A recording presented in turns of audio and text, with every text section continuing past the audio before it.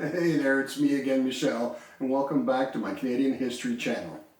Today's episode is about women's suffrage in Canada, or more plainly, the right of women to vote in election. Okay, so let's get started. Firstly, this can be a bit confusing as women's suffrage in Canada occurred at different times in different jurisdictions to different demographics of women. And it's also important to note that earlier suffrage was about white women only, as slavery still existed in Canada, but was slowly being abolished by 1834. Now, as I said, the cause of women's suffrage was not new, but sort of began in 1877 with Dr. Emily Stowe, the first and only female physician in Canada. Dr. Stowe was vitally interested in all matters relating to women and began speaking in public as a lecturer upon topics that were somewhat new at the time. Topics such as women's sphere and women in the professions. She lectured not only in Toronto, but under the auspices of various mechanics institutes in Ottawa, Whitby, and Bradford. Then, after attending a meeting of the American Society for the Advancement of Women in Cleveland in 1877, and meeting many women of the United States, Stowe, on returning home, felt that the time had arrived for some similar union among Canadian women. But Dr. Stowe decided that it would not be politic to attempt at once a suffrage association, so instead, she organized the Toronto Women's Literary Club, the TWLC. For the next 5 years, the TWLC experienced phenomenal growth and received lots of press coverage. Though not avowedly a suffrage society, no opportunity was lost at promoting the idea. And mainly through the work of the TWLC, the University of Toronto was open to women.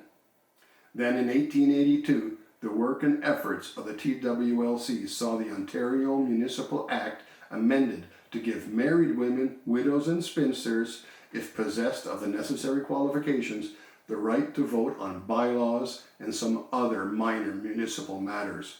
Not much, but it was a start.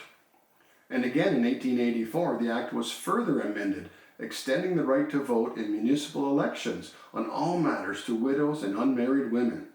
Okay, more ground gained with this amendment. Then in 1883, it was believed that public sentiment had sufficiently progressed to warrant the formation of a regular women's suffrage society, so the TWLC was disbanded and reformed as the Toronto Women's Suffrage Association. Now, jumping ahead, suffrage movements worked hard at establishing themselves as a political movement until finally, women's right to vote began in the 3 prairie provinces. In 1916, suffrage was earned by women in Manitoba, Saskatchewan, and Alberta.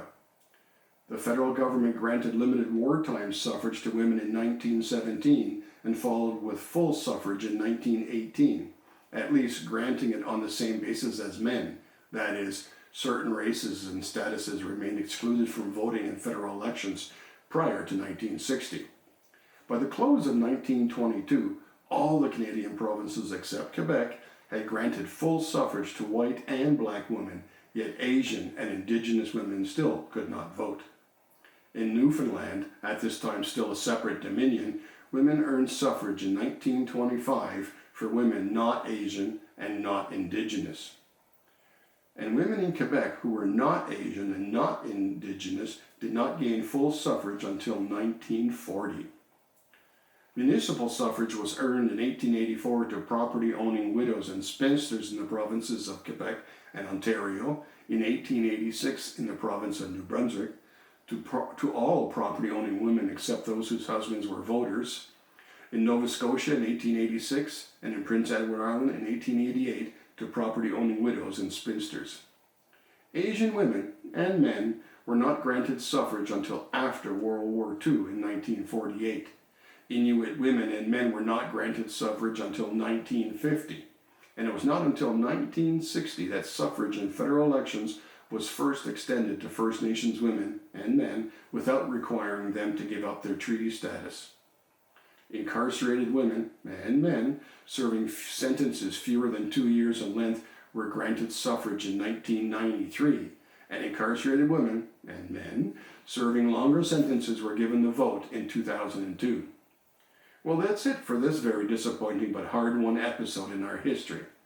Now, at this time, I usually say, please stay tuned for the next episode, but I'll no longer say that as I'm not really sure what I'll discuss next. There are a lot of topics to choose from, so what comes next will be a surprise, but do stay tuned. I'm not done talking. Now remember, at any time, feel free to leave comments or questions below, and I'll do my best to respond to them all. And please, be a true Canadian and be polite. And if you like this content, give this video a thumbs up. And click that subscribe button below to see more. And remember, if you wish, hit that bell if you'd like to be notified of any new content. Thanks everyone, and have a great day.